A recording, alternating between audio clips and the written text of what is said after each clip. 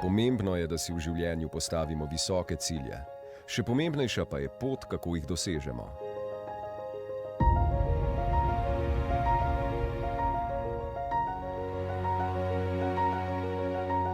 Alma Mater Europea izobražuje doma in v svetu zaposljive strokovnjake, izhaja iz človeka, dela za človeka. Zato so tudi njihovi študijski programi v službi ljudi. Pod akademskim in institucionalnim pokroviteljstvom Evropske akademije znanosti in umetnosti.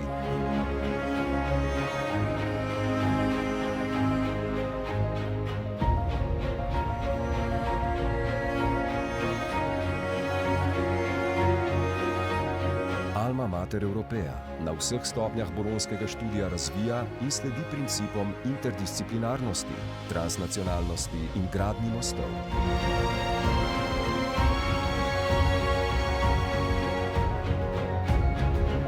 Mi smo zelo zadovoljni, jaz upam tudi, da je Alma Mater zadovoljna z nami. Mislim, da je to predvsem pomembno. Mi smo ponosni na to, da smo z odločbo Ministrstva za zdravje učni zavod za številne profile izobraževanja.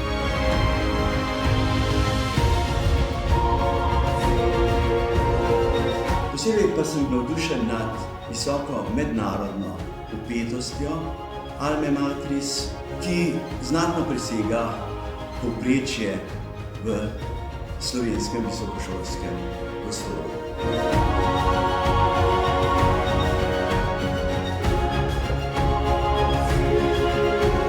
Izhajamo iz človeka, delamo za človeka in torej v službi ljudi.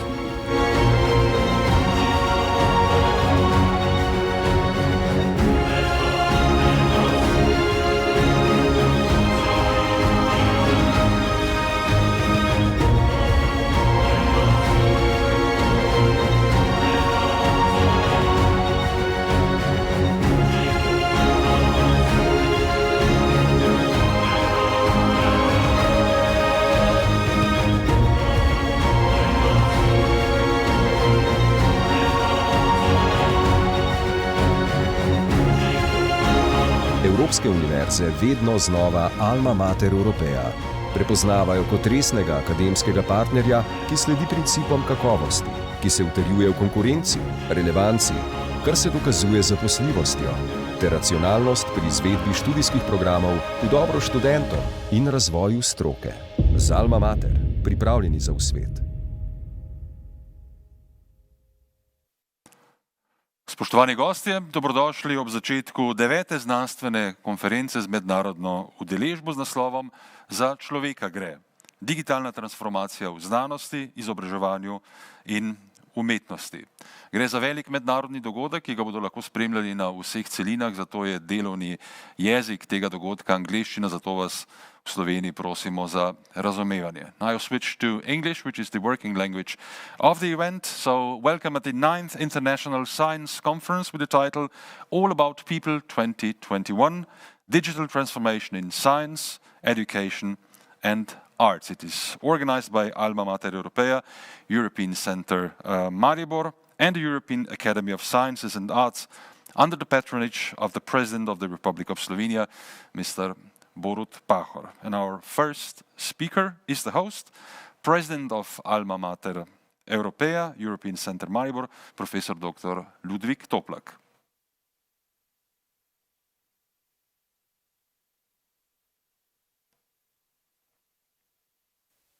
Spoštovani predsednik Republike Slovenije Borut Pahor, spoštovana Evropska komisarka Marija Gabriel, spoštovani predsednik Evropske akademije znanosti in umetnosti profesor Klaus Mainzer in predsednik emeritus Evropske akademije znanosti in umetnosti profesor Felix Unger, častni predsednik Svetovne akademije znanosti in umetnosti profesor Šlaus, predsednik Slovenske akademije znanosti in umetnosti profesor Peter Štih, spoštovani evropski poslanci, ekscelence, veleposlaniki in ministri, državni sekretarji, cenjeni gostje iz več kot 40 držav.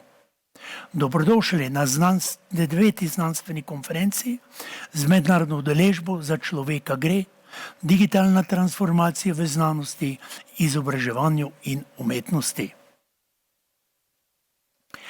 Letošnja konferenca je odraz prizadevanj Alma Mater zadnjih 12 let, naše vizije, poslanstva in aktivnosti na različnih akademskih področjih, da z skupnimi močmi in z interdisciplinarnim pristopom prispevamo k trajnostnemu razvoju in miru v Srednji Evropi ter doprinesemo njeni vlogi v Evropski uniji.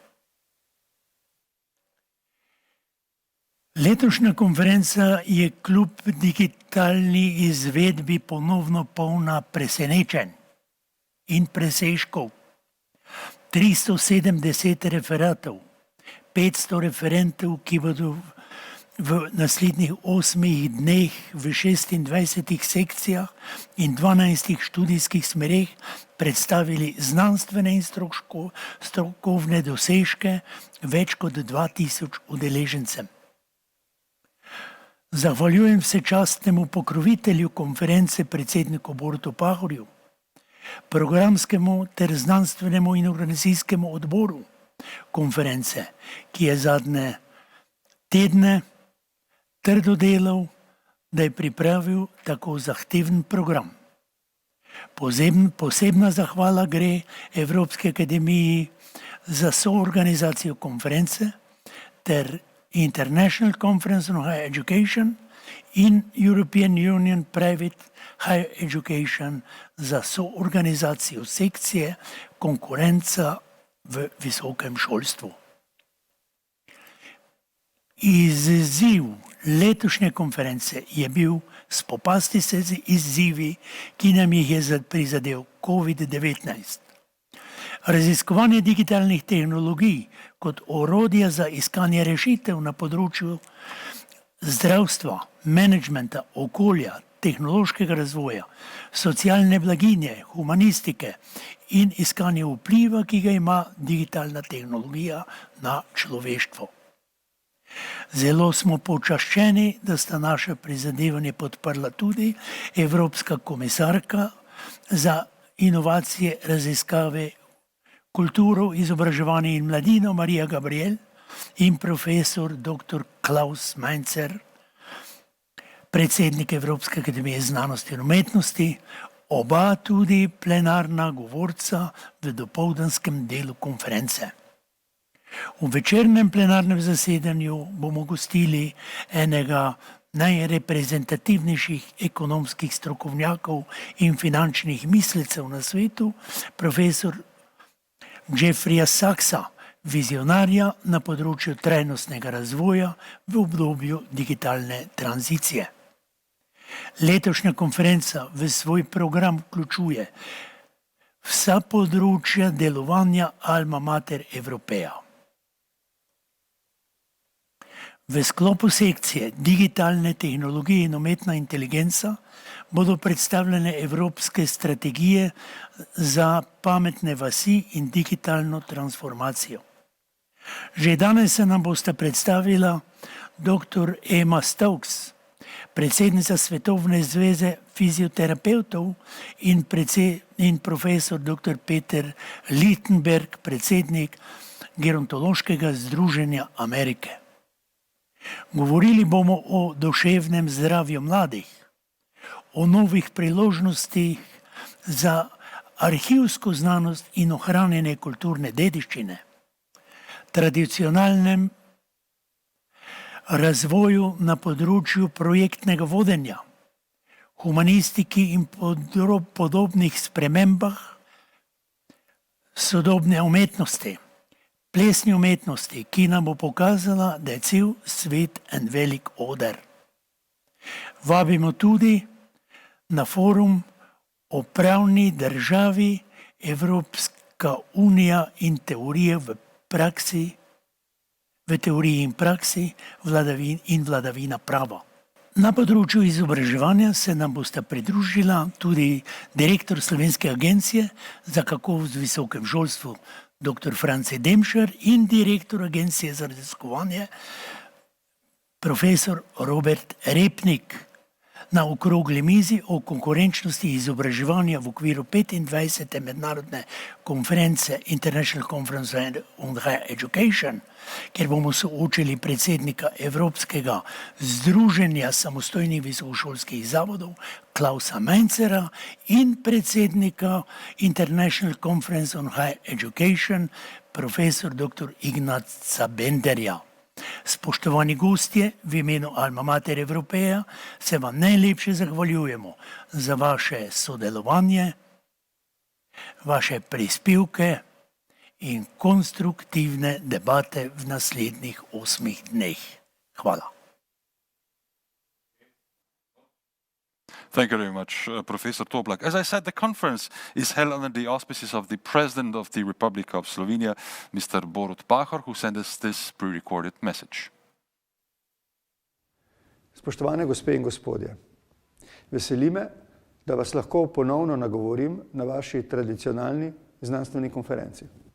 Če kdaj, je prav letos naziv konference več kot aktualen.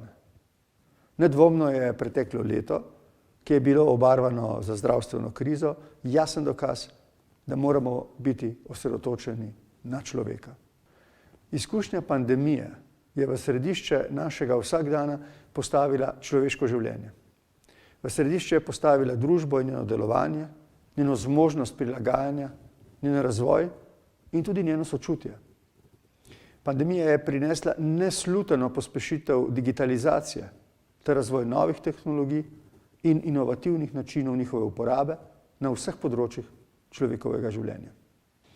Pred leti sem na vaši konferenci dejal, da če bomo priče miru in stabilnosti, potem bomo tudi priče neverjetnemu razvoju tehnologije. Takrat sem skupaj z vami razmišljal, da bo zlasti čisto človeška znanstvena potreba vodila k temu, da bomo imeli izjemno specializacijo znanosti. Vendar, da bo na drugi strani potrebno imeti zelo široko osebnost z vsemi referenci nekoga, ki je vse to sposoben razumeti in dati v kontekst sodobnega sveta. V pičlih 3 letih od te naše razprave se je v nekaj mesecih, v letu dni, zaradi nove koronavirusne bolezni zgodila izjemna preobrazba. Digitalizacija tako ni več izbira. Digitalizacija je nuja. Jasno je, da kdor ni hiter, odziven in prilagodljiv, zaostane. Digitalizacija zato pomeni nov razvojni izziv, ki se pospešeno dogaja na vseh področjih, tako na znanstvenem, izobraževalnem, kot na umetniškem področju. Epidemija je dala dodaten pospešek najsodobnejšim znanstvenim, umetniškim in tehnološkim projektom, ki so v preteklosti burili domišljijo. Danes pa postajajo del vsakdana in odpirajo nove teme za razmislek o človekovi vpetosti v digitalno realnost. Za napredek človeštva sta znanost in tehnologija nenadomestljivi. V tem pogledu morata biti, kot to določa 59. člen naše ustave, v državi zagotovljena svoboda znanstvenega in umetniškega ustvarjanja. Le-ta pa posledično prinaša avtonomnost univerzitetnega okolja in vseh raziskovalnih institucij.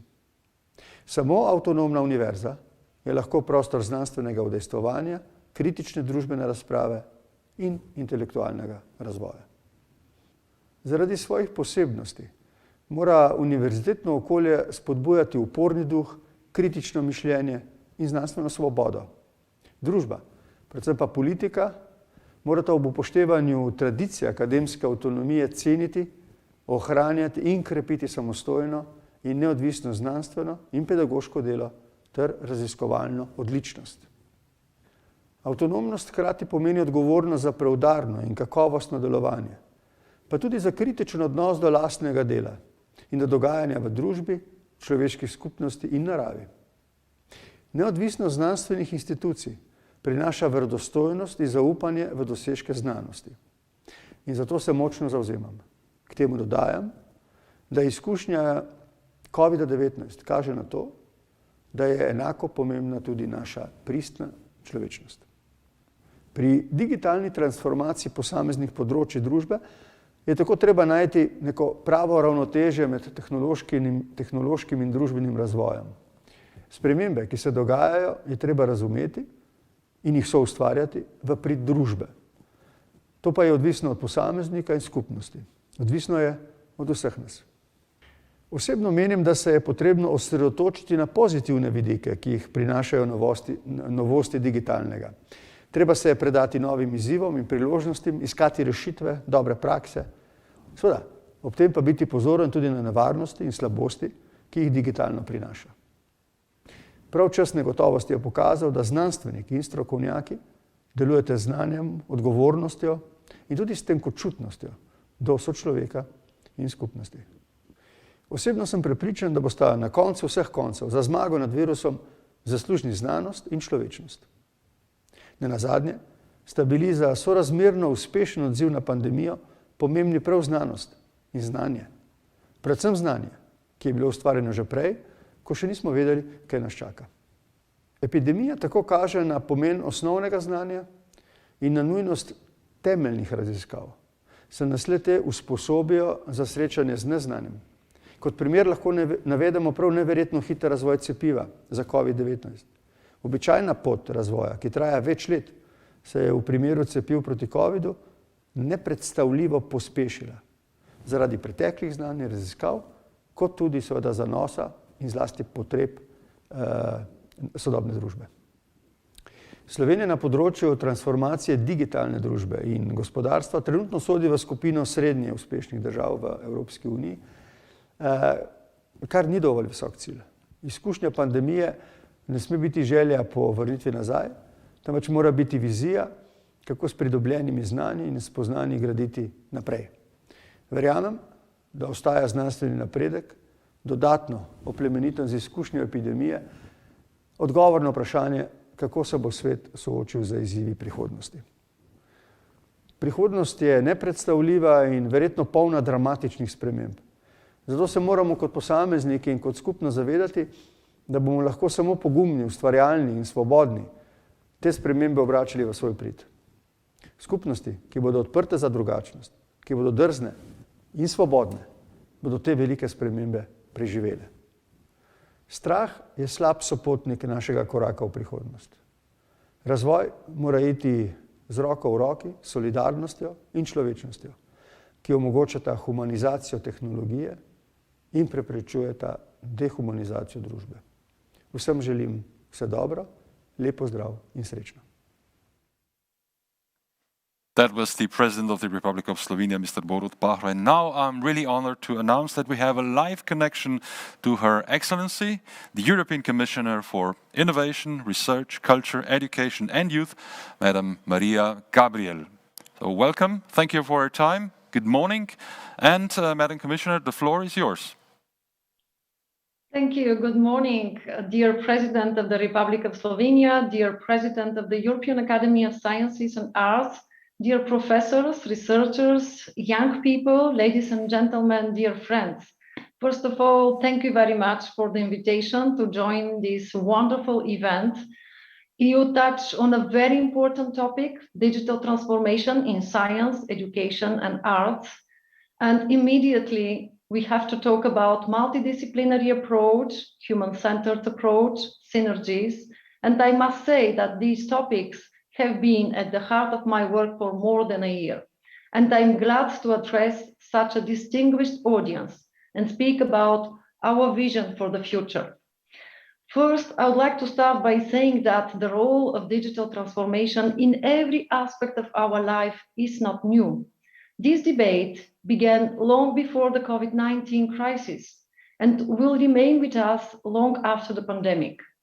At the same time, it is clear that our experience in recent months has made us move faster and take the digital transformation of society and economy to a new level. The pandemic has given a new impetus to the need for quality and inclusive education and training that can help us adapt quickly to new challenges and realities. The role of the digitalization for better science and more creativity was also strongly emphasized. To respond to this call, we analyzed the lessons learned from the crisis, and building on our previous experience and achievements, we developed new ideas and solutions. Here, I must say that this has been done in close consultation with our member states, with the educational community and other stakeholders. And immediately I will say that we would like to maintain this very close contact with all of you, especially in the coming months and years, in order to make our vision a reality. Against this background, I would like to take a few minutes to each of three important areas of digital transformation that form the basis of today's discussion. First, science. Digitalization is a true game changer for scientific research, as it has the potential to increase the productivity of science and to enable new forms of collaborations and discoveries. In fact, all areas of research are becoming data intensive, increasingly using and producing big data. As a result, researchers' skills also need to be broadened to encompass digital tools such as gathering, digitizing, or curating information, or using computational modeling and simulation methods, to name but a few. Artificial intelligence is also part of the solution to global challenges. This disruptive digital technology provides ways to speed up discoveries in material science. Researchers are combining artificial intelligence and machine learning models to find the optimal materials to fit any given criteria in order to reduce the time and cost of moving from lab to the market. The nanomedicine, for example, design also take advantage of the application of artificial intelligence by optimizing material properties according to predicted interactions with the target drug, biological fluids, immune system, and all these affecting therapeutic efficacy. Therefore, digital technologies such as quantum and artificial intelligence could ultimately help researchers and companies discover, for example, new drugs and materials. Another example of how digital technologies can transform the world of science is the European Open Science Cloud. It will run as a co-programmed European partnership under the Horizon Europe program.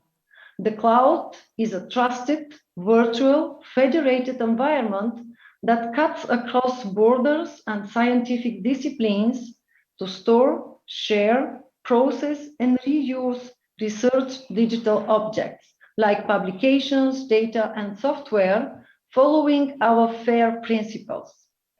Second, on education. The COVID-19 has highlighted that the effective use of digital technologies can enhance teaching and learning. It can also contribute to students' personal development and educational success. Digital technologies helped the learning process continue during the crisis. However, the crisis has made a number of shortcomings in digital education more visible and urgent to solve. It has become clear that we need sustainable and inclusive solutions for all, including disadvantaged learners, now and in the long term. It is important to increase investment in connectivity, equipment, digital skills and competencies, teacher training, quality content, digital pedagogies, just to name a few. And the new Digital Education Action Plan responds to this call and offers an ambitious set of actions for the future. These actions range from launching a strategic dialogue on the enabling factors for successful digital education to stimulating the development of digital capacity. Let me give you just a few examples. Firstly, over the last few months, we have better understood the importance of deeper cooperation in digital education at European level. In this regard, we'll set up a European Digital Education Hub, which will create a network of national advisory services on digital education. Secondly, deeper cooperation is also essential for higher education institutions.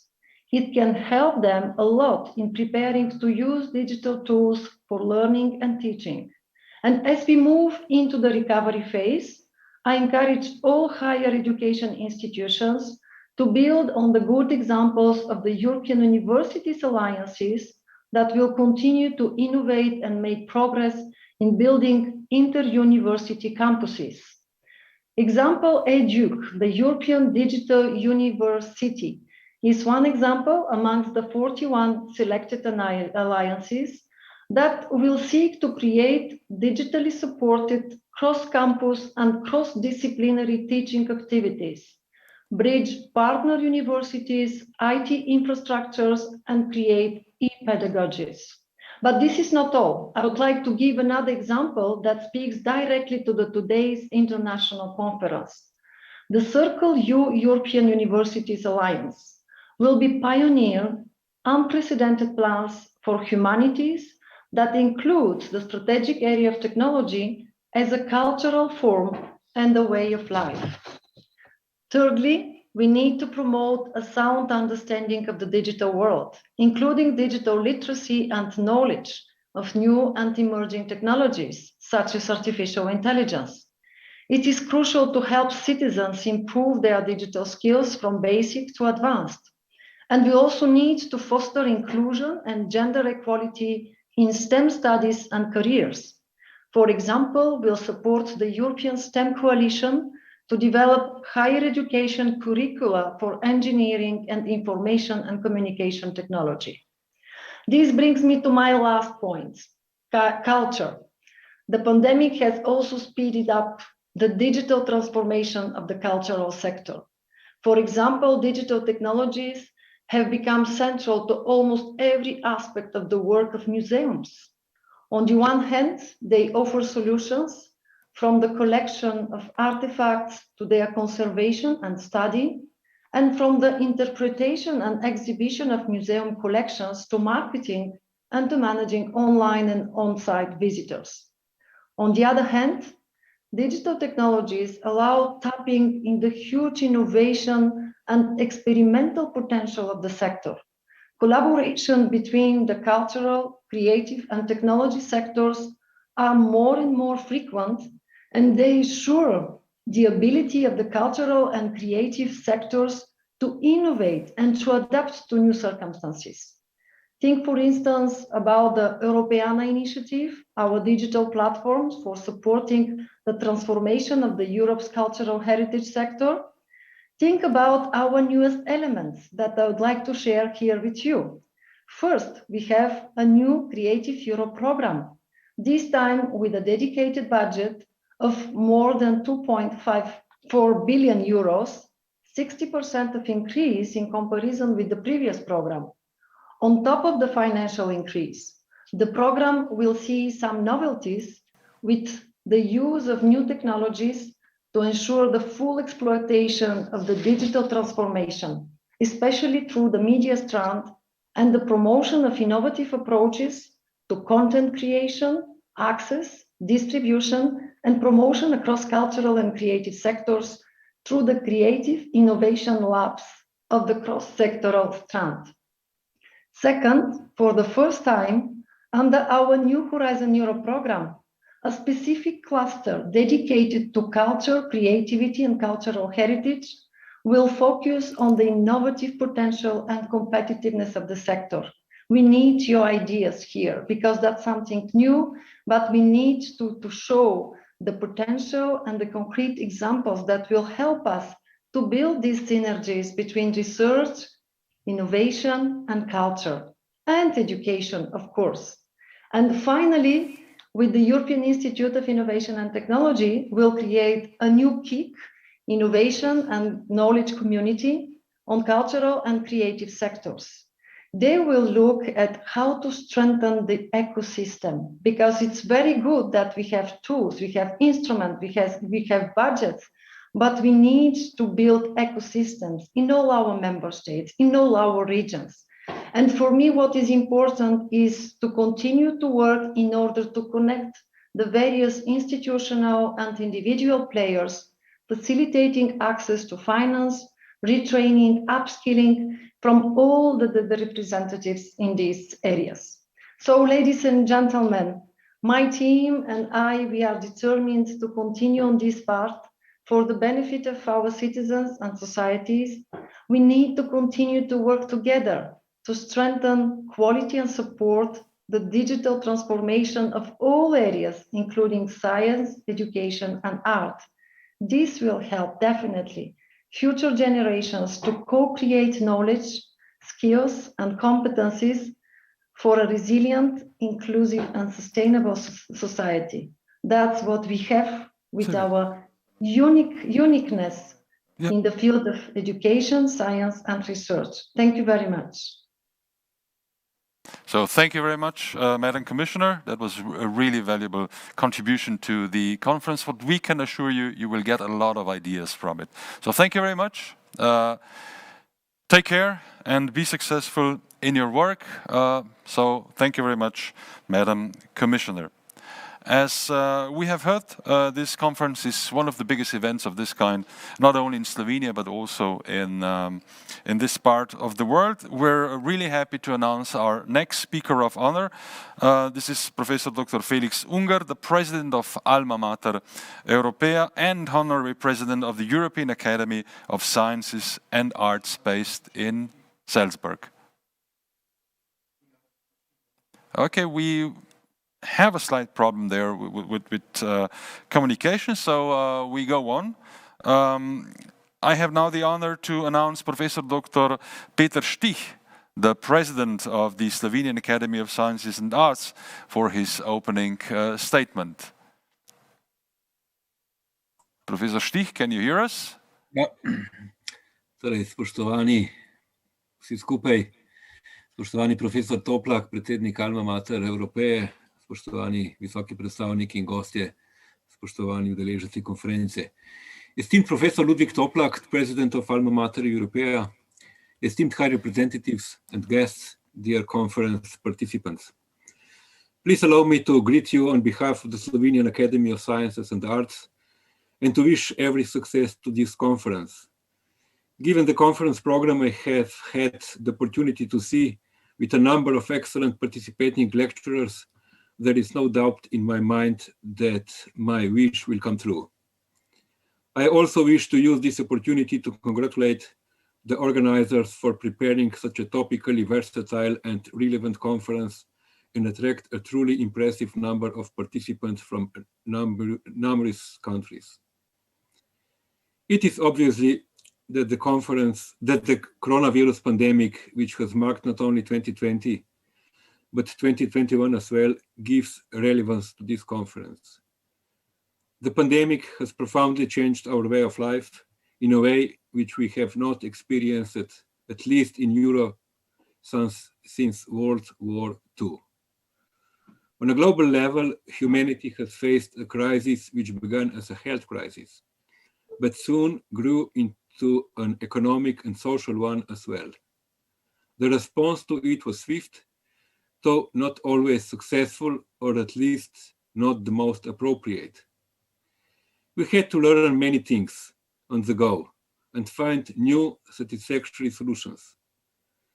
Decision makers on different levels have certainly not had an easy job, and we have learned a lot from this pandemic. Even though the price we paid was high, it was, I would like to hope, worth paying to force us to re-evaluate not only our way of life, but also to practice more responsible behavior on a global level. An overwhelming amount of science-based empirical data and conclusions available suggest that without appropriate corrections, we are heading for a disaster. We are living in a global era in which humanity as a whole is as connected and as interdependent as never before. The early 17th century English poet John Donne, whose words Ernest Hemingway used in the preface to his novel For Whom the Bell Tolls, stated that no man was an island entire of itself, and that every man was a piece of the continent. His words hold true today more than ever. The challenges we are facing, from environmental issues to the presently coronavirus pandemic, can only be solved through global agreements and responses necessarily followed by actions on the local levels. In doing so, no path circumvents science. We can only base our decisions on solid scientific foundation. The time we are living in and the pandemic we are confronted with attested to that in the best possible way. One of science's most important tasks is to advise policymakers and citizens. In the recent years, the Slovenian Academy of Sciences and Arts has been systematically and regularly informing decision makers about findings and recommendations of the symposia and conferences we organize. I believe this might also be one of the goals of this conference. In the line of this, I wish you vivid debates and good results, and thank you for your attention. Thank you so much, Professor Stich. That was the president of the Slovenian Academy of Sciences and Arts in his opening statement live from Ljubljana. And now we go back to Professor Dr. Felix Unger, as I said, the president of Alma Mater Europaea and honorary president of the European Academy of Sciences and Arts, which is based in Salzburg. Can you hear us, Professor Unger? Good morning, ladies and gentlemen. First of all, I have to congratulate Professor Toplak. Since years, he's really organizing every March outstanding meetings. And this meeting this year is a little bit complicated due to the pandemic situation. And so we have to meet us in a new way, in an electronic way, which does not replace the personal contact. What I would like to draw your attention is we are now thinking in the Alma Mater Europaea on a new concept. We call it technosciences, as a modern concept of the performative perception of sciences. First of all, the Alma Mater Europaea was born out of the spirit of the European Academy of Science and Arts in the year 2000. The basic visionary concept is to act in an interdisciplinary mode, considering multinationalism in Europe and especially a focus building bridges. Besides the main visionary concept, the ethical route is considered giving knowledge to the youth too by teaching.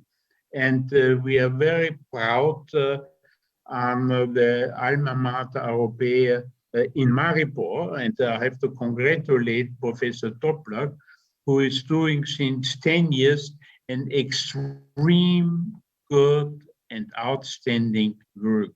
And it's always every year reflected in his meetings. A little bit to Alma Mater.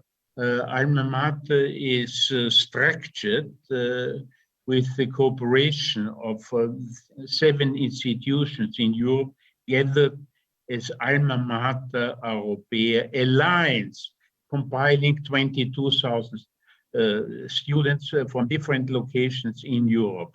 And as I said before, the really marble in the whole concept is Maribor, where due to the efforts of Professor Toplak, the whole concept is really flourishing. The alliance is based on the concept of being interdisciplinary and a rising concept as a basis for all the sciences. Also, tolerance is in this respect to mention. But the sciences are kept today, the future, in a new way of networking. There's a new construction of the sciences as technosciences, which show how the performative attitude can be realized in all the sciences. All parts of sciences are called upon to participate in the new performative actions of science. In the alliance, everyone is able to learn. It's because it's completely future-oriented. Arts is indispensable as well as all parts of the sciences as natural science. This is important for the future development of all the sciences. This new performative access is a basis to the alliance and reflects the future path of all sciences. This is the main goal of the alliance, driving the education to a new concept of life. Again, technosciences gives an up-to-date way in educating by contact science. We all learn together, which enriches our thinking. Then technoscience is a way of enriching a wider scope of thinking. And when I'm looking on the whole title of this meeting, then it fits wonderful to the spirit of this meeting, because it's a step further and looking in a new way of the performative way of the sciences. And therefore, I have to thank again Professor Toplak and his whole team making this meeting available to us.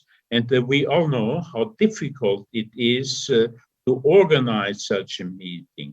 But Professor Toplak made it in the past every year in an outstanding way. And this year 21, is an exception in an unusual way. Maybe we can learn a little bit how we can change our way of communication. I have to thank all. I give my best wishes, and I wish the whole meeting a great success. Thank you very much. Vala. We thank you, Professor Unger. The Slovenian pronunciation of Hvala was brilliant. So that was the president of Alma Mater Europea and the honorary president of the European Academy of Sciences and Arts based in Salzburg. So thank you very much, Professor. And to conclude the opening part, I'm really happy to invite Professor Dr. Mitja Slavinec, who currently acts as a State Secretary in the Ministry of Education, Science and Sport, for his opening address. Professor Slavinec, the floor is yours.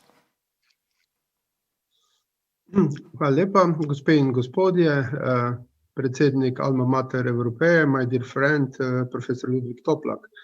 It's my great pleasure that I can welcome you in the capacity of State Secretary at the Ministry of Education, Science and Sports in this international conference all about people, digital transformation and science, education and arts. I'm sending all of you good wishes and productive debate also in the name of Minister of Education, Science and Sports, Professor Simona Kustec. First, I want to congratulate to organizers of this excellent conference for having attracted so many distinguished speakers and guests to discuss one of the most fateful process in the human history. Indeed, digital transformation of our societies is such a profound change in our lives that some experts even describe it as a digital revolution. We will discuss the aspects and impacts of digital transformation in science, education, and arts.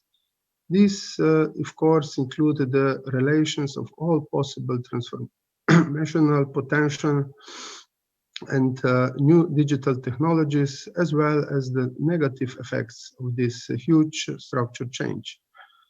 Autonomous development of quantum computing, artificial intelligence and 3D printing, for instance, is already opening new horizons for the human creativity, and what has been considered as a pure science fiction only a few decades ago is now already a reality.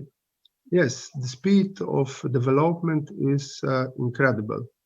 However, are we, as humans, prepared for such a dramatic change? Can we adequately cope with all these unknown effects of the process? On many of these questions, you will try to find some answers today. For the humanity, the right answers are crucial signs, the destiny of billions, and depend on right or wrong decisions. The European Union has adopted a digital agenda for Europe 11 years ago. The digital economy is growing at 7 times the rate of the rest of the economy. However, Europe is still lagging behind many other regions when it comes to the fast, reliable, and connected digital networks, which underpin economies and every part of our business and private lives. The digital agenda for Europe is aimed at boosting Europe's economy by delivering sustainable economic and social benefits from a digital single market. But it is not only about the economy. It is also calling for the promotion of the right skills for the modern economy, which is, of course, demanding relevant structures changes in national educational system. On the other hand, this program is also stressing the importance of working with our international non-European partners to fight cybercrime. A digital transformation is changing all aspects of our lives and work.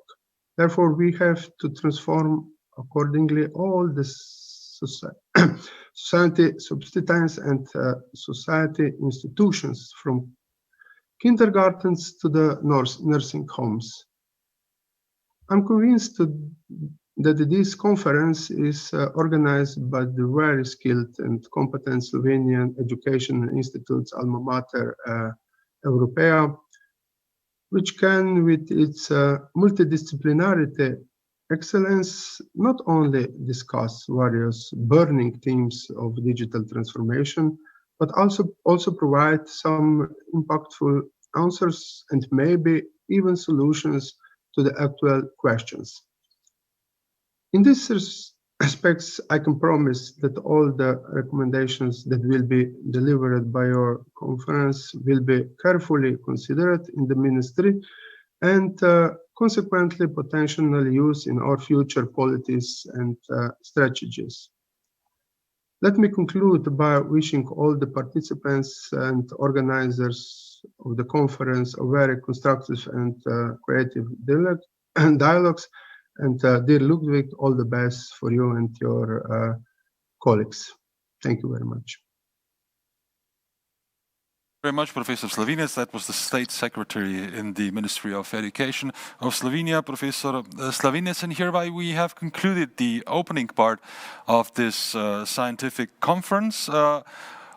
We are now open the plenary session where we will discuss the digital transformation in Europe in science, education and arts. And I'm really happy to announce the participants, Professor Dr. Klaus Mainzer, the President of the European Academy of Sciences and Arts in Salzburg, who will in due time start with his keynote speech. Other participants are also Professor Dr. Ivo Schlaus from Croatia, Honorary President of the World Academy of Sciences and Arts, Dr. Franci Demšar, the Director of the Slovenian Quality Assurance Agency in Higher Education, Professor Dr. Juri Toplak, Director of Alma Mater Europea, and of course, Professor Dr. Ludwig Toplak, the President of Alma Mater Europea, European Center, Maribor. Now to Professor Dr. Klaus Mainzer, not only the President of the European Academy of Sciences and Arts, but also the longtime Chair of Philosophy and the Theory of Science at the Technical University in Munich, a prominent researcher of foundations and future perspectives of science and technology, of complexity, with a focus on complex systems, algorithms, and artificial intelligence in science and society. So the best man to open our plenary discussion on the digital transformation in Europe in science, education, and arts. Welcome, Professor Mainzer. Hopefully you can hear us and we will hear you. We see you already, so the connection is okay. So the floor is yours, or as we say, let's rock and roll. Let's rock and roll. Okay, I hope my voice is clear. Ladies and gentlemen, honorable presidents, digitalization is without any doubt one of the main challenges for Europe.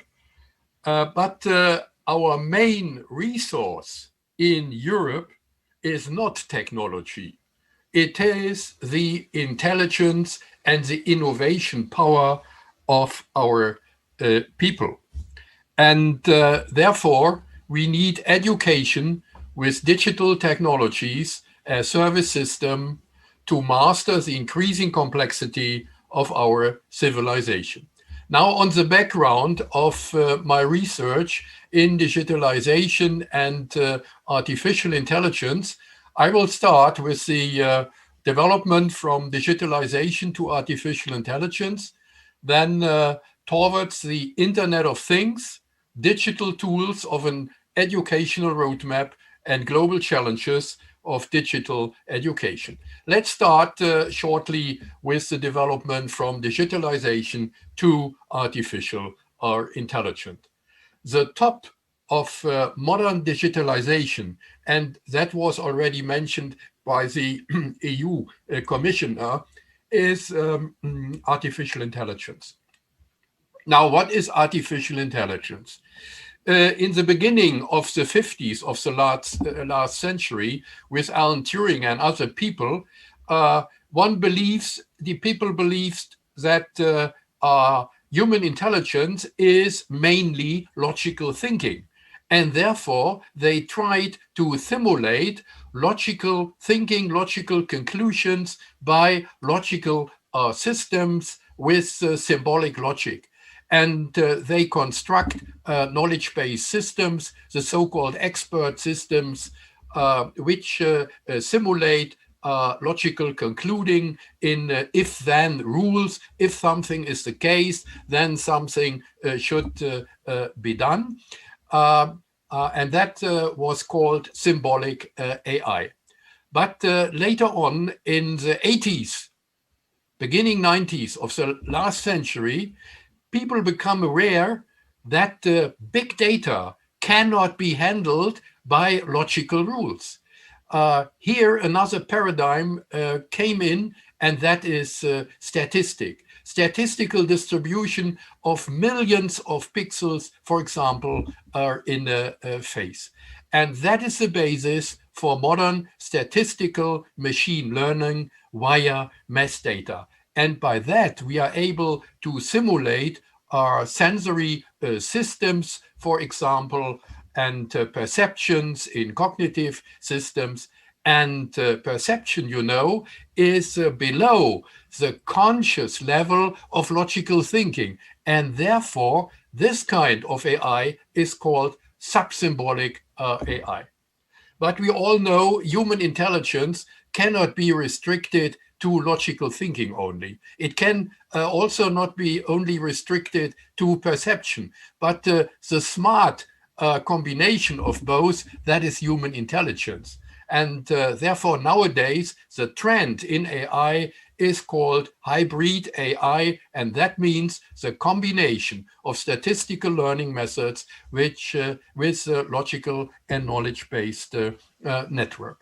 Now, as I mentioned before, the great breakthroughs now in AI were made possible by the increasing computational power nowadays, and that is the basis of machine learning. Machine learning mainly nowadays with computational simplified models of the human brain, the so-called neural nets.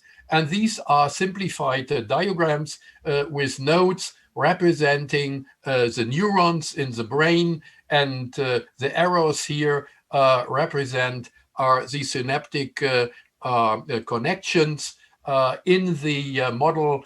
These arrows are weighted by numbers. The numbers indicate the synaptic intensity of the neurochemical signals, and the neuron is said to be excited or to fire if the sum of the weights of the neighboring inputs of the neighboring cells is larger than a certain threshold value. And then the architecture is illustrated here with layers that is quite similar to the human brain, by the way, to the neocortex.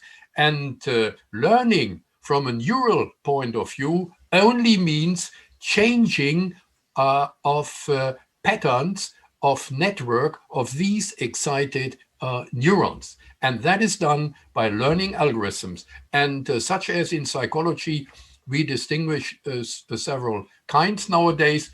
For example, supervised learning. Supervised learning means that the system is trained by a data set, for example, the pixel distribution of a face, and then the system is autonomously able to recognize the trained prototype, this face, among a huge number of other perceived faces. For example, in the case of manhunting by police, or deep learning. Deep learning only relates to the depth of a neural network. That means to the numbers of layers. For example, here in this picture, 4 layers, quite similar to the human neocortex. On the first level, only colored pixels can be distinguished. Then on the second level, the pixels are connected as corners and edges, then partial faces, and finally whole faces. But contrary to limited human brains with only 4 or 5 layers, in deep learning, the number of layers can be increased depending on the computational power to improve pattern recognition. And pattern recognition, ladies and gentlemen, that is the crucial ability of modern machine learning. And that is changing science, changing scientific research nowadays dramatically. And I start with this example here. In medicine, machine learning supports medical diagnosis. It supports pattern recognition in data. This is an example of a diagnosis in breast cancer instead of the pixels of a face, which I mentioned before. Here, the system is able, the neural network is able to distinguish pattern of dots. And the dots represent cells. And the red ones here are cancer cells, and the green ones are normal lymph nodes. And it is an example of supervised learning because in the beginning, the network was trained with the criteria of cancer cells. Or here, machine learning discovers a new antibioticum against resistant bacteria. You know, resistant bacteria are terrible nowadays, especially in hospitals. These pictures, these 3 pictures below, illustrate an example of this kind of hostile bacteria. But then AI came in. Halicin was identified by AI researchers at MIT in 2019 using a deep learning algorithm trained with information of more than 2,500 drugs and a library of 6,000 compounds. and therefore Halicine is called the first AI bacterium. And then, of course, after bacteria, the application to viruses. Machine learning nowadays discovers protein structures. In 2018, Google came up with AlphaFold. AlphaFold is a multi-layered neural network like this one here, which discovers three-dimensional structures, the foldings of proteins, and for example here, the spiral shape from the sequences of amino acids. And you know, proteins are built as change of amino acids, the building blocks of proteins. And in this way, malformation of these foldings can be discovered, and malformation means malfunctions. That means failures, and that means the origins, tiny deviations from the normal structure, means the beginning of perhaps dangerous diseases, means, for example, in the case of cancer, the growth and the beginning of a tumor. And these algorithms of machine learning were analyzing in the last year protein structures of viruses, for example, SARS-CoV-2. AlphaFold performances training with a protein data bank which stores these three-dimensional structures of the big biomolecules such as proteins. The outputs are predictions of these three-dimensional structures of the foldings.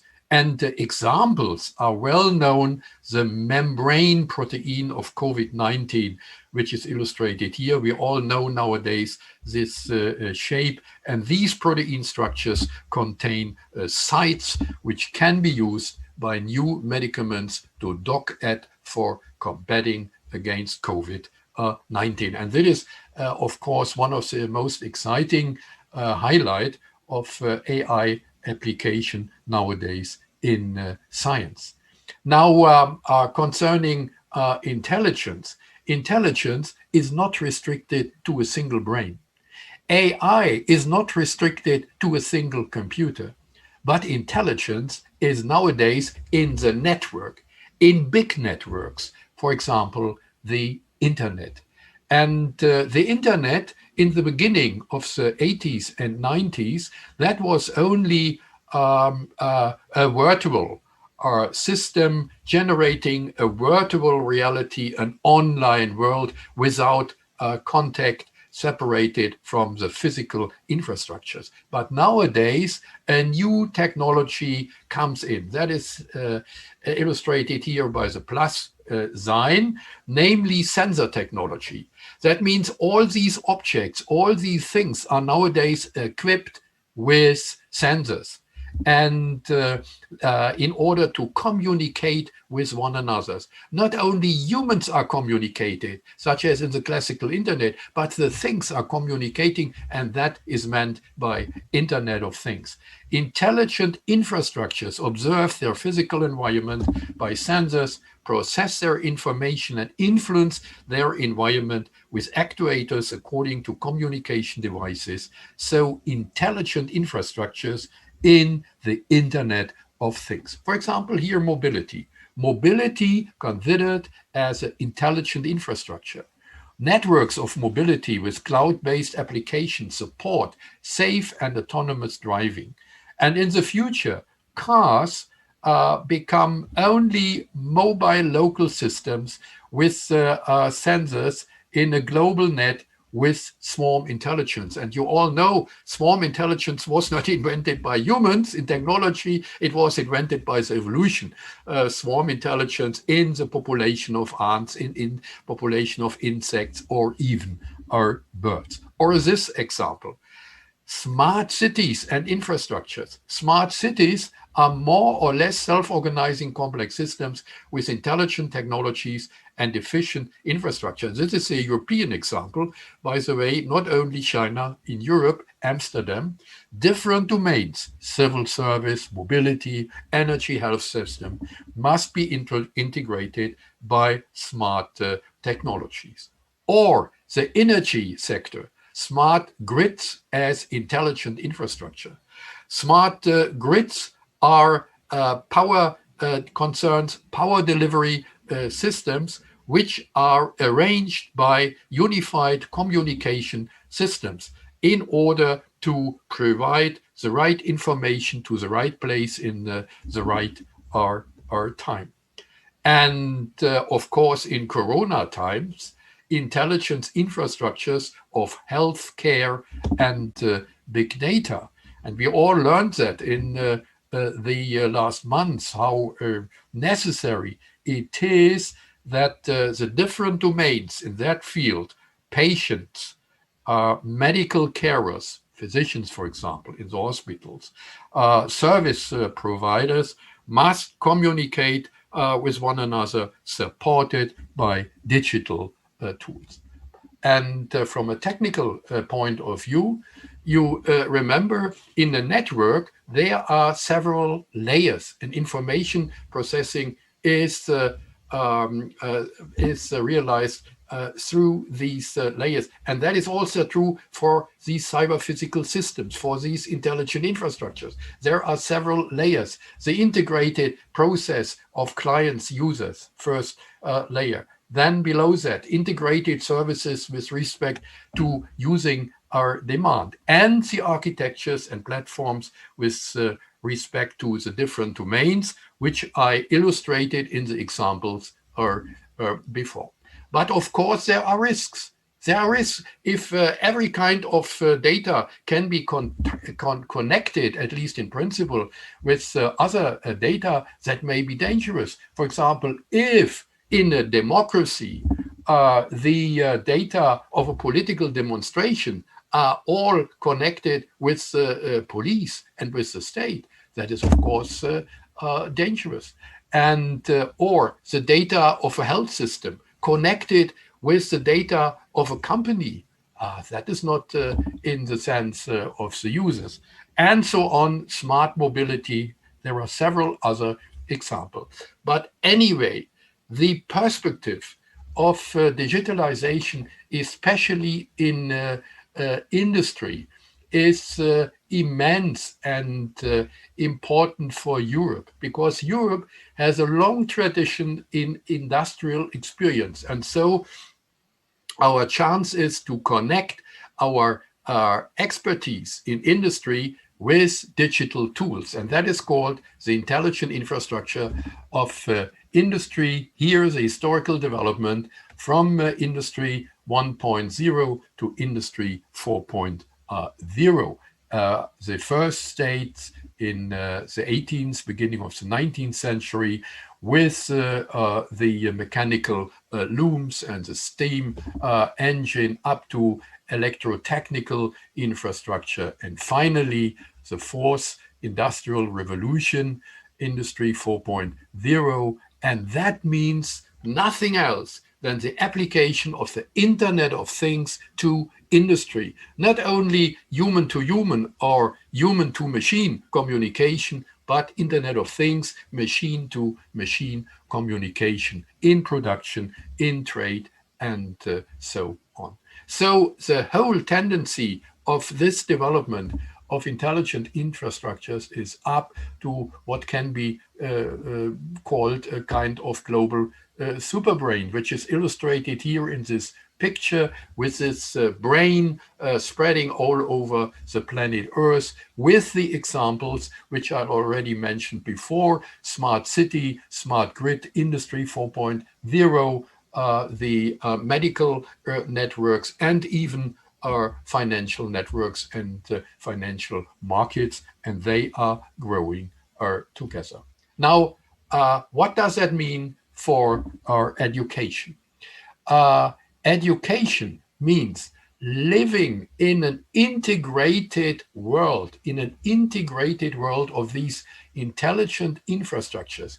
It is not sufficient to train specialized experts in computer science or in engineering or in the natural sciences, medicine, and so on.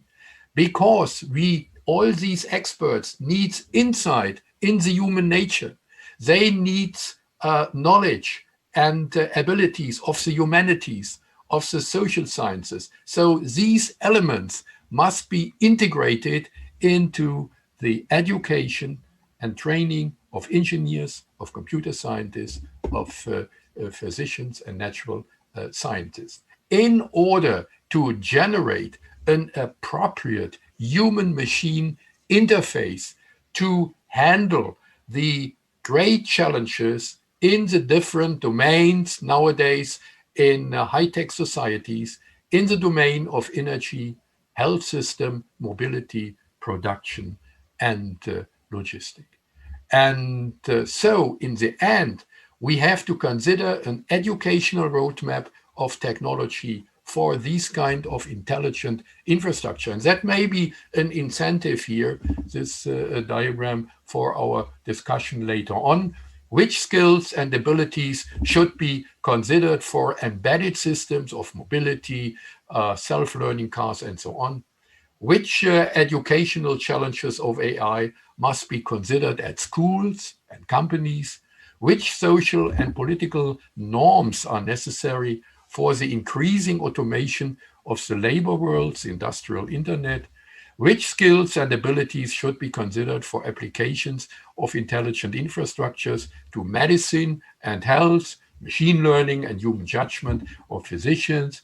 And finally, which legal and political norms are demanded for security and trust in the age of big data? But my last remarks. We are not alone in Europe. And we are in exciting competition nowadays in the world. And one of the great competitors is, of course, the US. And Silicon Valley is, in some sense, you all know that, a symbol of this position, of this philosophy. The philosophy, the American philosophy, is AI, digitalization, and business. The philosophy of Silicon Valley combines AI, digitalization with business and capital. Global IT and AI companies change our life and labor world dramatically. And the progress of mankind is measured from this point of view by successful business models. For example, startups. And here in this map, it is illustrating the spreading startups with centers such as in the Silicon Valley all over the world. And these are the youngsters. The youngsters, the startup boys when they were young, Bill Gates, Microsoft, and Steve Jobs for Apple. And of course, the US and Europe are not alone. There is another big competitor, and that is China. And China's philosophy is completely different. State monopolism. AI is the spearhead, not the atomic bomb. AI is the spearhead of technical, economic, military, and political challenges of the world. 2 years ago, I was invited by the Chinese Academy of Sciences, and they explained me just in the beginning their strategies until 2050. The steps of innovation are determined centralistically by a state party and realized by an economic system, a kind of ruled capitalism. And this kind of economic power is combined with a certain vision of society, what can be called a kind of ruled civil society, which should be governed according to a social score. And this technology of social score, which is only possible by the success of the Chinese program of supercomputers, otherwise it cannot be realized, is illustrated here in these pictures. That means for every citizen, Chinese citizen, there is a social core which reports any kind of benefit, of malfunction, of failure, and of virtues of these people. And from a Western point of view, that seems to be horrible, because it reminds us of the Big Brother. But in Asia, especially in China, it is more or less accepted by the majority of the people. And that is not only indoctrination of the Communist Party, because in the Chinese tradition, long before the period of the People's Republic, in the time of the emperors, there is another Chinese system of ethical virtues, and that is a Confucianism, which, by the way, was analyzed by the Jesuits in Europe with a kind of acceptance, and they were very much expressed by the effectivity of these systems. And here, the main difference to our ethical system is at the top is not the demand, the request for individual freedom for the individuals, but the request for collective welfare. And the people, and many people there, believe that they have nowadays the better instruments to handle the challenges of the coming world, for example, pandemics. And now, finally, we, the Europeans. And you all know, we start with our beliefs in, at least in the 18th century, in the time of Enlightenment, in the time of the French Revolution, with the demands of human individual rights. This is the festive declaration during the French Revolution. And this is the hardcore of our European democratic constitutions, which are realized in the European national parliaments, and here in the picture in the European Parliament. Now, what does that mean for education?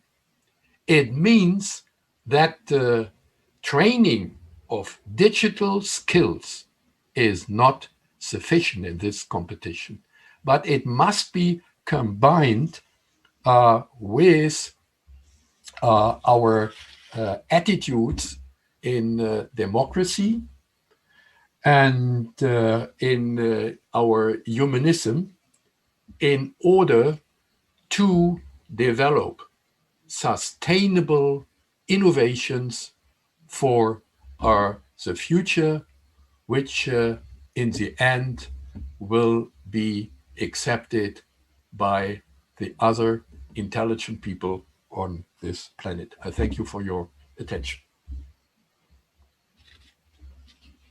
It was far more than rock and roll. It was classic, it was new wave, it was everything. So thank you very much for your contributions so far. Before we go to the Slovenian participants of the discussion, let us switch to Professor Dr. Ivo Schlaus, the Honorary President of the World Academy of Sciences and Arts.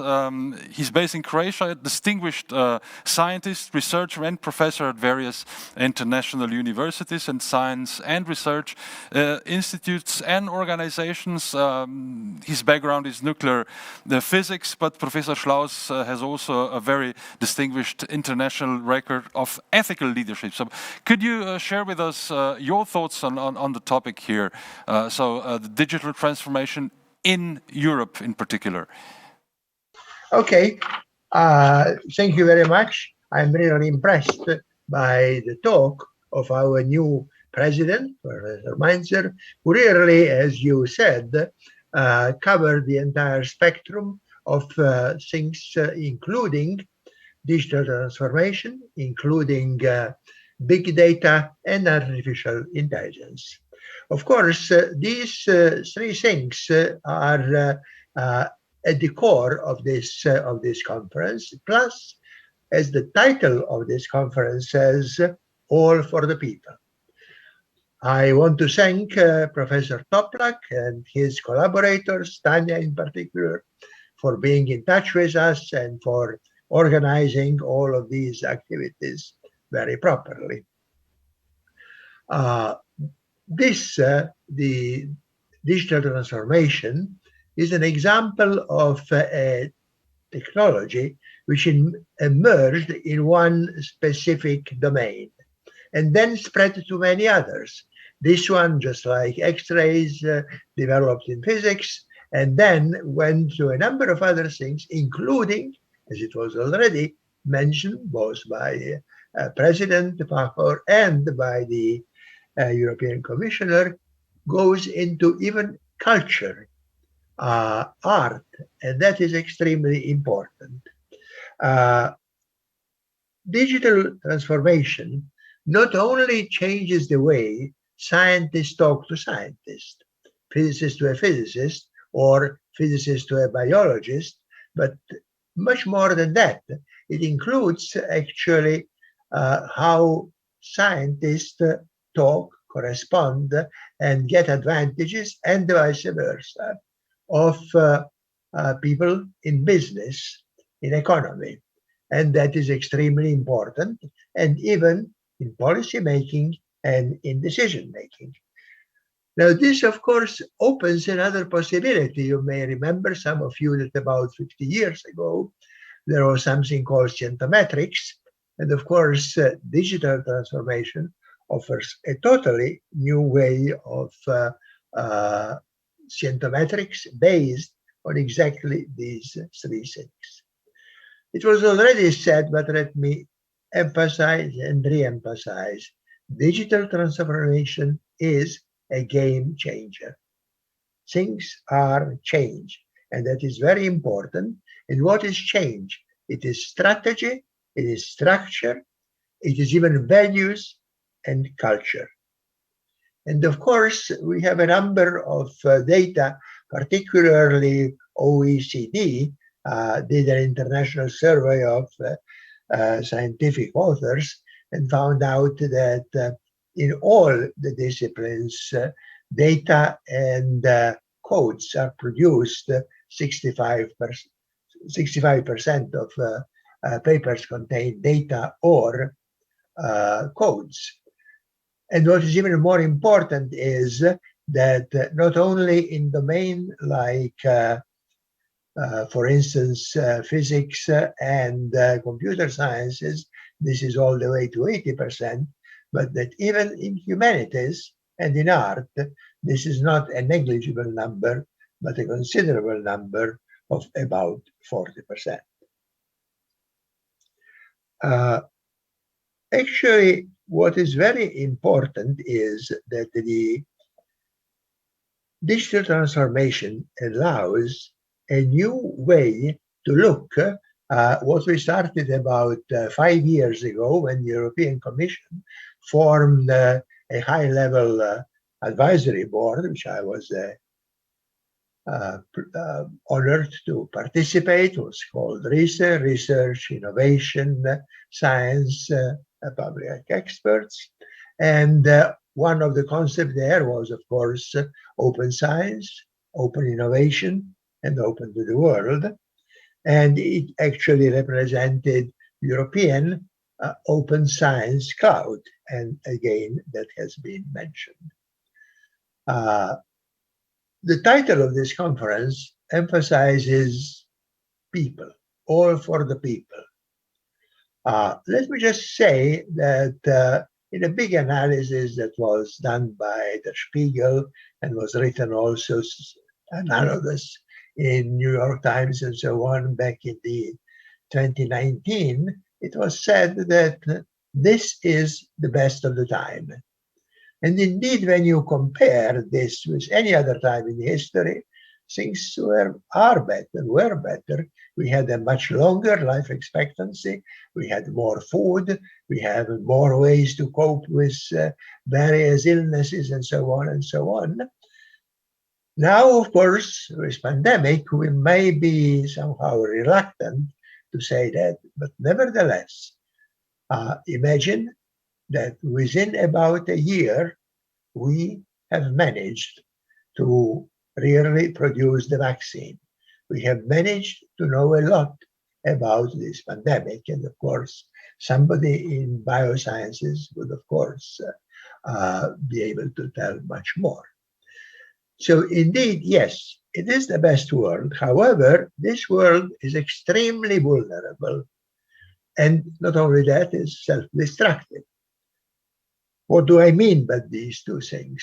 We could destroy our world in a single day if we would use weapons of mass destruction.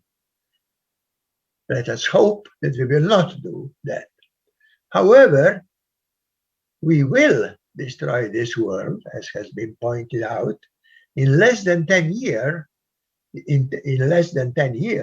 unless we change the economic, political, and social paradigms we are on. One aspect of that is another, not weapons of mass destruction, but now weather of mass destruction, the way we change the climate, the way we are, as was properly labeled, destroying human being, transforming most of the working class into precariat, and essentially bringing us in the condition which is unbearable. Now, these are the two things that, as I said, will or can destroy our world. However, we are faced with the third one, and third one are emerging technologies which we know nothing about, and of course, the digital transformation, artificial intelligence, and a lot of things in bio and life sciences, open things which are totally new to us, which we even don't know. Of course, we learn a lot, as my predecessor really spoke very eloquently, and it showed how much did we learn, but still we do have much more to learn. One of the most important documents of the General Assembly of the United Nations, done on September 26 of the 2015, is called Sustainable Development Goals, Transforming Our World. This is almost the first time that the institution in power, and certainly the United Nations General Assembly is an institution in power, calls for transforming our world. We have to transform our world. The sooner, the better. And they keep pointing out, we have at our disposal about 10 years or less, and this should be done. As you know, United Nations and all sovereign nation states have made a roadmap. How should we, year by year, progress in that development?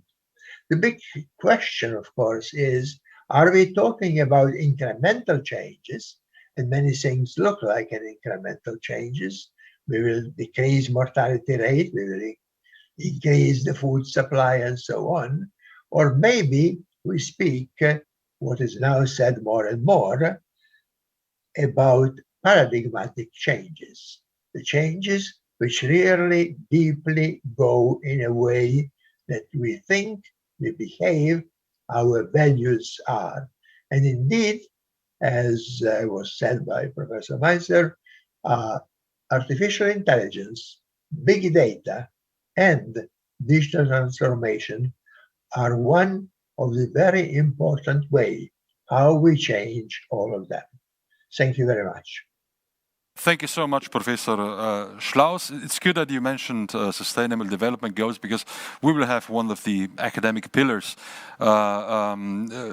joined with us tonight in the next plenary session, Professor Sachs from the Columbia University in New York. So that will be, of course, one of the highlights of this conference. We have been joined now by the two Toplaks, Professor Dr. Juri Toplak, esteemed law professor, and of course Dr. Ludwig Toplak, the president of Alma Mater Europaea European Center Maribor. But we would like to extend this discussion also to the questions of how actually higher education can even provide more quality. And we're joined by Dr. Franci Demšar, who is the director of the Slovenian Quality Assurance Agency in higher education. He also has a science background, used to be a scientist and researcher in physics. Now, later on, you turned into politics and diplomacy. Now you're, as I said, the director of the Slovenian Quality Assurance Agency in higher education, based in Ljubljana. Good morning, Dr. Demšar. Well, could you share with us your thoughts on how can we actually get the higher education even more when it comes to quality, fit for the huge transformation challenges we face, and Professor Mainzer and Professor Schlaus have already outlined the big challenges we have in various fields. Najlepša hvala za besedo. Thank you very much. I would like to first congratulate Professor Toplak for organizing this excellent conference. When I talked to my co-workers, when I told them that I will take part in this conference, and they asked me why, I said, well, the way I see it in Slovenia science and education landscape, I would see it like this. There are, for example, science, the first thought would be Josef Stefan Institute. Tradition, the first thought would be Slovenian Academy of Sciences and Arts, Ljubljana University. But when I think of really good conferences, my first thought would be yearly conference of Professor Toplak. So I'm really happy that I take part in this conference. Maybe before I turn into higher education, just my general thoughts on this topic, on digitalization. When I was thinking how to put it into perspective, I found another word very similar to digitalization. It's called industrialization. And they have many things in common. For example, the cause, the beginning of both processes is science, is development of science. In the case of industrialization, this is, I would say, 400 years ago. In case of digitalization, 40 years ago, let's say. The second same thing, I would say, is the effect that those two processes had on society. It's increasing quality of life, not just GDP, but many other indicators showed this. But it's not just a white story. It has black parts as well. So if we look at industrialization, it has started pretty early with exploitation of workers and social unrest. And there are many reasons to believe that one of the main reasons why last century was the bloodiest century in our history, that it's very much connected with unsolved social problems. And then the last thing is that we have global challenges now. We don't have many resources. We don't have energy, well, there are hopes, but there are problems. Global warming, pandemics we've seen right now, and at the so these are all connected to industrialization. In the same way we can look at digitalization. So we have problems of elderly. It's a topic of the conference as well. Robotization is not just nice. It's loss of jobs. The society has to somehow cope with this problem. Social networks are getting out of control. Different solutions are being searched, but none really found.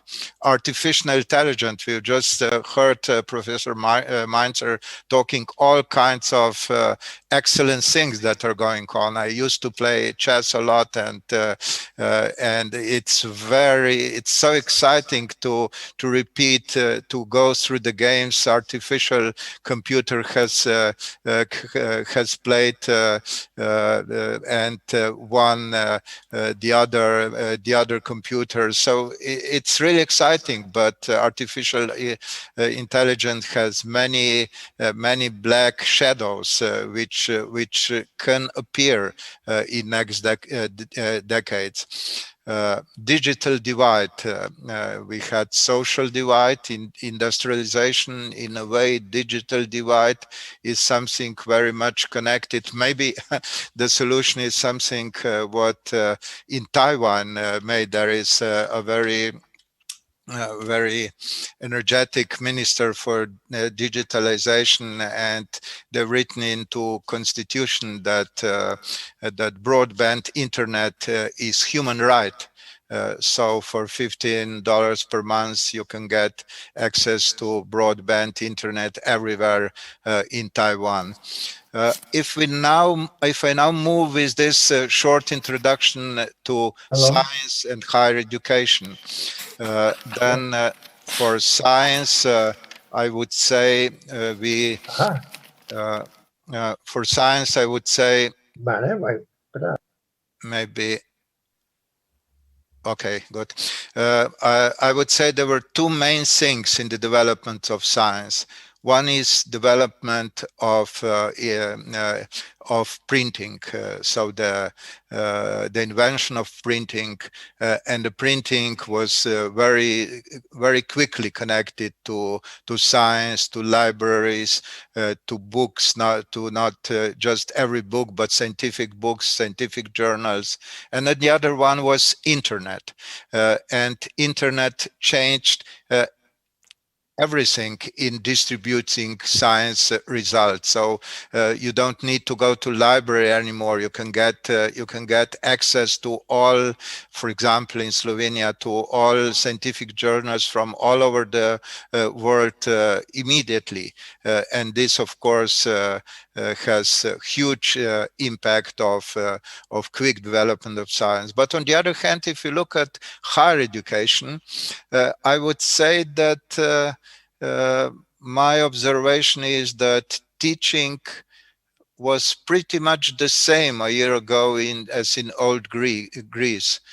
Professor, classroom, professor talking, students listening, okay, laboratories, maybe different interaction between students, but actually digital transformation in higher education was very rare. Of course, we know many good cases in Europe and worldwide of digital university, of digital classes, but I would say 1%. Then all of a sudden, COVID changed everything immediately in a week, in few weeks, and now we have a year of this, and in this year, which passed with a lot of problems for students of different kinds, of problems of access to internet, of problems of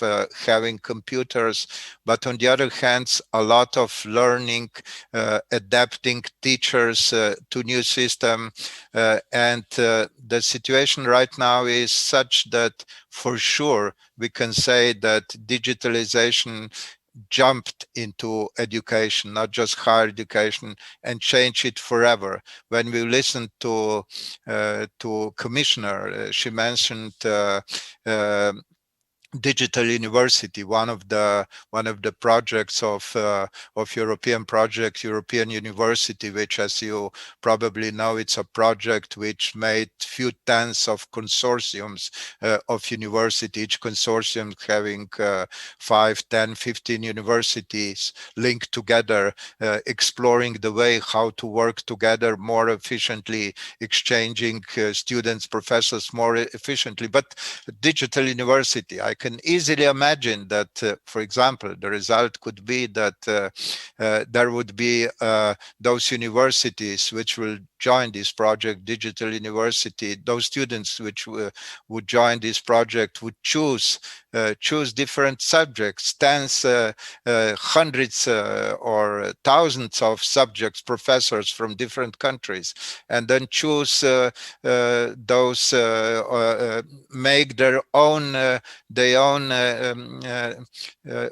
choice, which subjects would they like to choose, and then at the end, when they would get enough subjects, it would be written on the bottom, if you choose those subjects, your degree, your title after finishing this would be like this. So many ideas can come out of this digitalization becoming completely normal for higher education. So that would be my short comments on this topic. It was great. So thank you very much.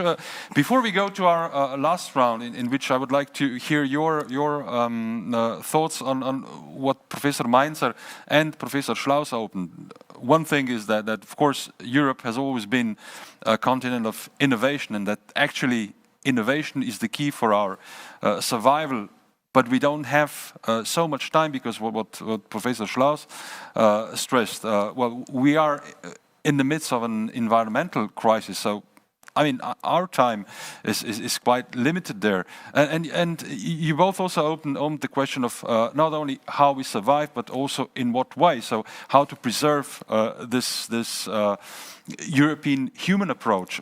I will now challenge Professor Juri Toplak, a professor of constitutional law at the University of Maribor, among others, and a great advocate of human rights. Well, how can we actually respond to this situation we are now in when it comes to human rights? Because as the title of this conference says, it's all about people. So we just have to not only preserve human rights, but also improve them in order to be successful in this world, to survive. Yeah, thank you for this really important question. The digitalization has an enormous impact on human rights. On the one hand, it enables more engagement, more social engagement, more expression, more assembly. It is much easier to express ourselves and to communicate and to reach faster and easier and more people than ever before. But on the other hand, it brings the danger of the concentration of power in the hands of only a handful of technological giants. Mm-hmm. And that endangers our democracy and human rights, because a small group of people that runs these technological giants can become more powerful than countries, may change how we think, how we vote, and therefore these giants may run governments and societies and the world. And the pandemic has just accelerated this process. But do you see a way out of it? Well, now it is going into a direction where our engagement and our interaction has moved online to private platforms. And it is the disputes that happen there, they are platform disputes, and these platforms have even started dispute resolution procedures, so they're their own private courts, and the public courts are losing their strength. So we really have to rethink. We have to rethink how, in which direction this is going, and how to organize the world that a few platforms or a few owners would not completely run the world. When you go and Google something, the results are not there randomly. They are there as a result of some algorithm that somebody made. And if a platform wants that some candidate or some political party or positive or negative views about anybody or any views about any concept will be on the top or will be somewhere low or will not even be there. As a result of this, somebody may win or lose elections. So how to set rules, I don't know, and it may even be too late already. Well, yeah. Hopefully not, but there should, of course, be a very big European effort in it, because the tech giants you mentioned, no of these tech giants is based actually in Europe. They're based in the United States, or if we add Alibaba, they're based in China. But let us conclude with another round of, let's say, how do you see the solution? Because Professor Mainzer, I'm going back to you. You told us, well, innovation is key, and Europeans as such are the ones who actually need to innovate. So they need to be educated. They need to improve our model of how a society should look like. What do you, as a prominent scholar, see? I mean, Europe has always been a continent of change, but some observers perhaps think, well, Europe is too traditional because it has such a long history, and nowadays actually this transformation is so fast that it actually occurs somehow better or more effective in societies which have tradition, but not in this complex way like Europe, which also reflects our, let's say, political systems and of course the composition of the European Union itself. So how do you see this, let's say, European future when it comes to these global challenges, Professor Mainzer? Yeah. You are quite right. And I started with a remark, our future is actually not technology. Our future and the main resource in Europe is the intelligence and the innovation power of our people. And that means education. And during my academic life, I was very concretely engaged in changing the conditions of education in the sense of innovation and entrepreneurship. And that is an aspect we can actually learn from the US. I think that is quite clear. They are great and they were very successful with this way. But the combination of technology and capital and in the end business and deals is not sufficient. In the long run, we need sustainable innovation. Sustainable innovation does not only include the aspects which I mentioned before, but also the consideration of the ecological challenge nowadays. Because digitalization, and I did not mention that in my talk, and the other colleagues also did not mention it. It is connected with another big challenge of this planet, and that is energy. Digitalization means energy, enormous energy. Highlight in that direction is, for example, Bitcoin. You know that. It is unbelievable how many energy is necessary to realize in the long run the perspective of a digital currency, things like that.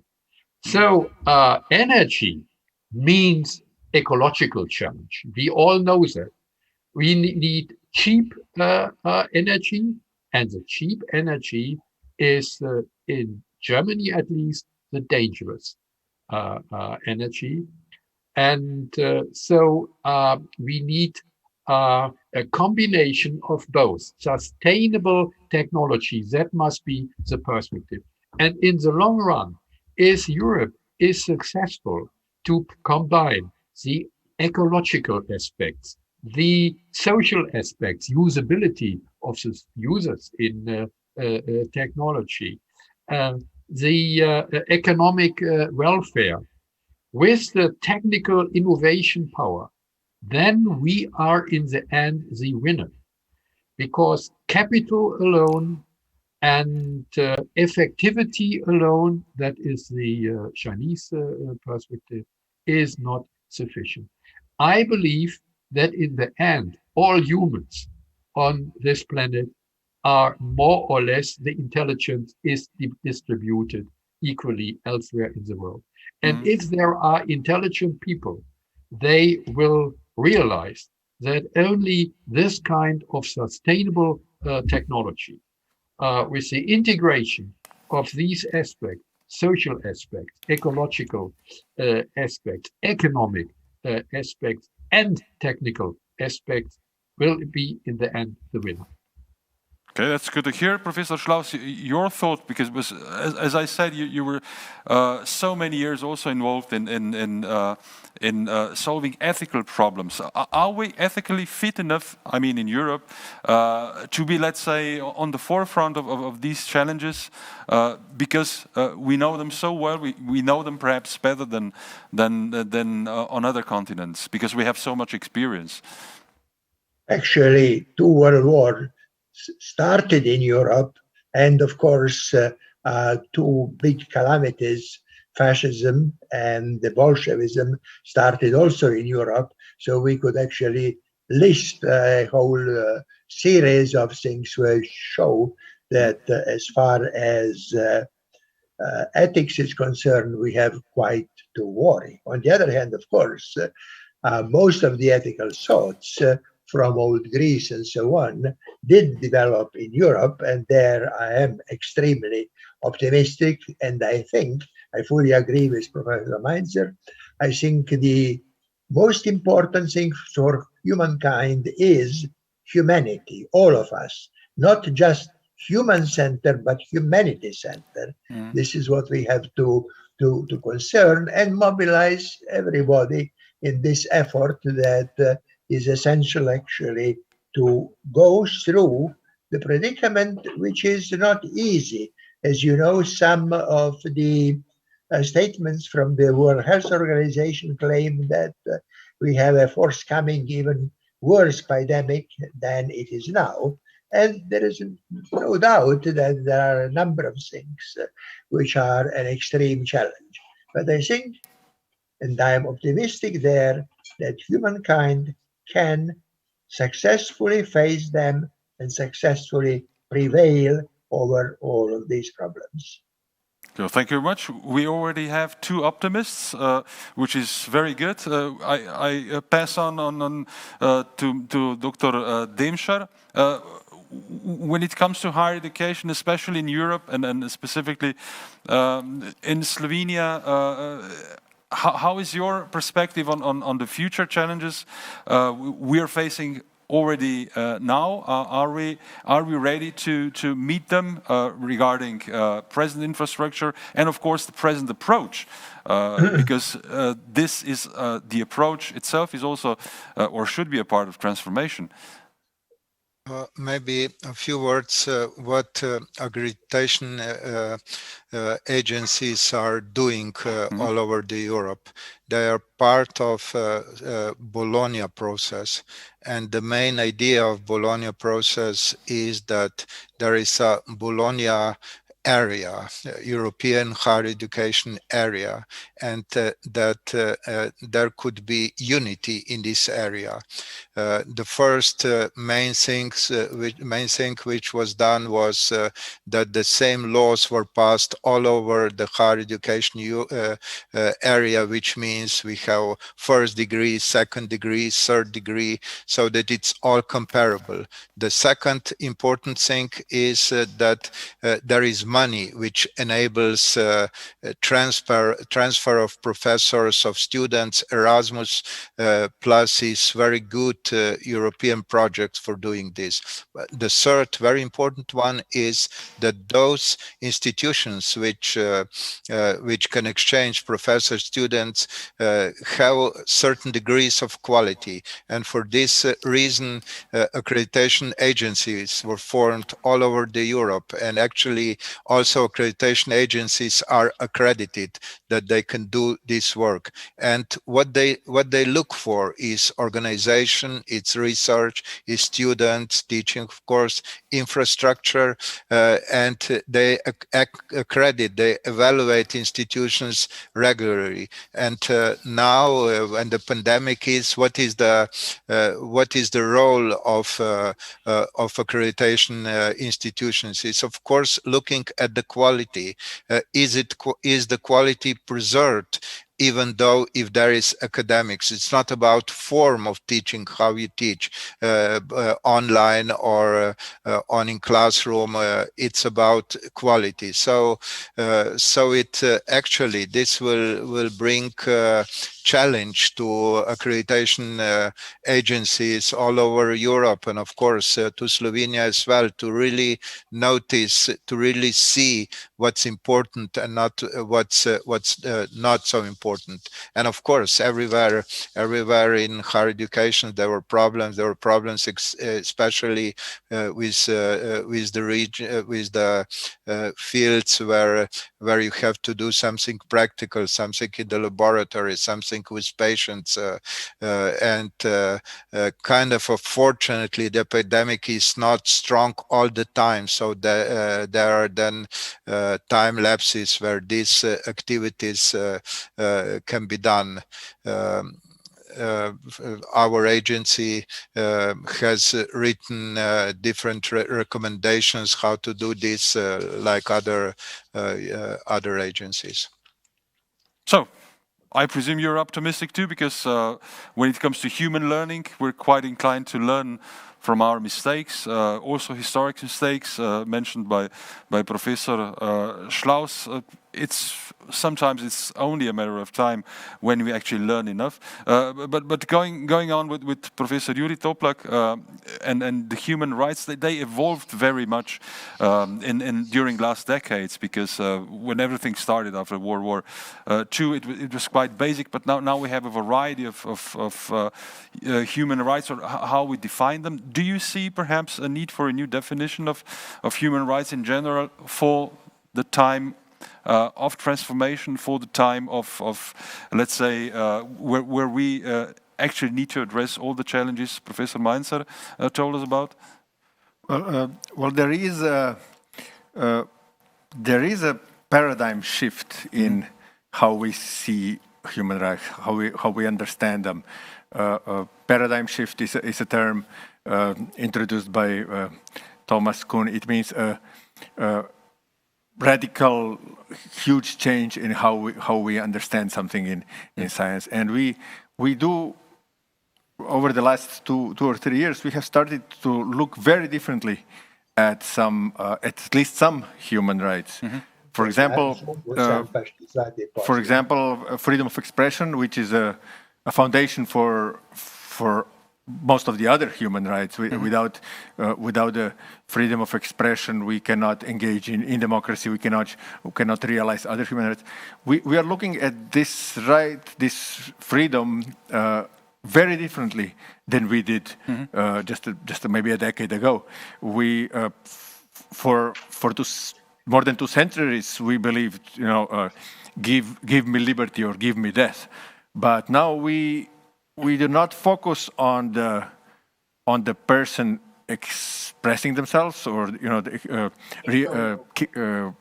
a person realizing their human rights. We are looking at the victim. We are looking at those who are addressees, or who may feel hurt by expression. So there is a huge change going on over the past few years, and in combination with the digitalization, at least some scholars fear that the constitutions and the human rights listed there will just fade out. They will become less and less relevant during the time. So there is a danger. But in order to improve, we have also to see dangers and address them. So it's, I would say, perhaps not a so optimistic view, but a very realistic one, with, of course, with the prospect of also improving our lives as such. And I think it's quite appropriate, because we have run a little bit out of time, to give the last word to Professor Ludwig Toplak. What we heard today is that Europe is actually a place of transformation, a very important vehicle of transformation. It's actually up to us how we would react, what a society we would build together. Dr. Demschar also spoke of this broad European context of higher education and education as such, which is probably the best possible response to all challenges. We have last question to you. Well, do you think that we might need, because Europe as a continent is the solution for everything, and has the solution to all challenges, that actually we need more, let's say, European universities in our field? What is your view on that? Yeah, thank you very much. First of all, I would like once again to express many thanks to all participants, speakers today, for your thoughts and inspirations. Concerning it, I was mostly in my life engaged at the universities. And my concern is how to develop university so that university would be, first of all, ready and able to follow the research discoveries on one side, and on the other side, how it would transfer to the young generations. And that's why we believe that university has been during the last 100 years too much specialized. 100 years ago exactly, Spanish philosopher Jose Ortega, he was warning because concerning of so-called totalitarianism of specializations. Now, today we are talking about, at Alma Mater, we are talking about our principles. Professor Unger is repeating interdisciplinarity and transnationality. This is one question. The second question is, that's why we are talking as well at our programs and introducing so-called holistic education and integrative medicine, integrative health sciences. And digitalization is needed to be faced with all other academic disciplines at the university, and that's why such a roundtables, I believe, that could give a certain positive suggestions. And concerning your questions, I believe that Europe needs European universities that would develop European culture, European identity, faced with the discoveries at the rest of the world. Today we are faced with one fact, that European universities are losing, decreasing on the international ranking list of the universities, as well on the list of Nobel Prize almost disappeared. We believe that there is a needed quality that would be I would say induced and provoked with competition only monopolistically state-protected public universities cannot compete with the real competitive world like today we are faced with. From China to America, we could see, and as well Russian, India, and that's why we believe that beside the local regional universities, national universities, we need institutions on the European level. Thank you. Thank you very much, Professor Toplak. So hereby we conclude our first plenary session. So knowledge is everything. We have it also in Europe. It's a continent of innovation, of history, of human rights. So I think we just have to use this knowledge to improve our lives, which is actually the main purpose of everything. To be human beings with rights and with good life, and a life which could improve also and face all the challenges, of course, also made by humanity. But as I said, human learning is the key, not only machine learning. So thank you very much to all the participants of this panel, Professor Meinzert, Professor Schlaus, Dr. Denscher, Dr. Toplak. A very big welcome for all who are listening now. Now what we have is a break of 2 hours, but at 400 hours Central European time, we go on with our conference with 3 sessions in the fields of web and information technologies. That's one session. Physiotherapy, second session, and social gerontology. And when it comes to the plenary session, we'll be back at 1800 hours. So it means in a little bit less than 6 hours with Professor Jeffrey Sachs from Columbia University in New York, and we'll speak about the digital transformation, of course, regarding economy and, of course, also finance. So I believe that we would also address the thing, what have we learned, especially in Slovenia and Europe and also in the world, in the last 30 years of independence in this field. So thank you very much for now. Once again, a big thank you to all the participants of this panel, and enjoy the 2 hours of break. Thank you.